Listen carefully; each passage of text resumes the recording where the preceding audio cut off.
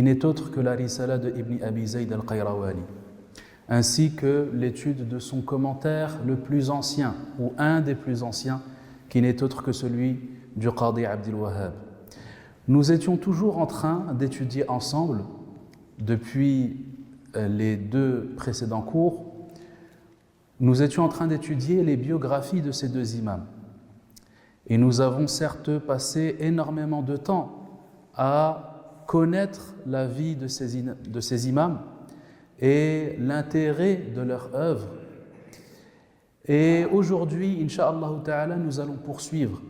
dans l'étude d'un certain nombre d'éléments introductifs,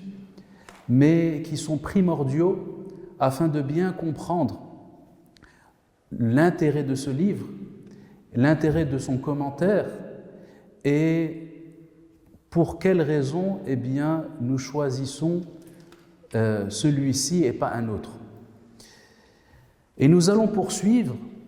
en évoquant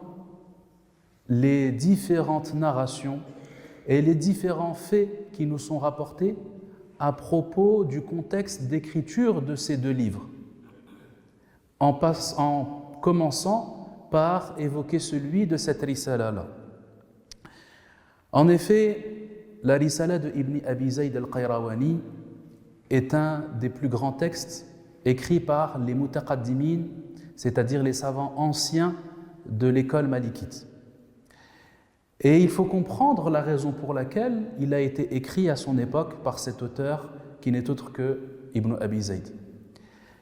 Il nous est rapporté, notamment par Al-Qadi Iyad dans Tartib al-Madarik, ainsi que dans Ma'alim al-Iman de l'imam al-Dabbar, que la raison pour laquelle la risala de Ibn Abi Zayd a été écrite, c'est que un certain grand savant, mu'addib, qui éduquait, enseignait aux enfants le Coran,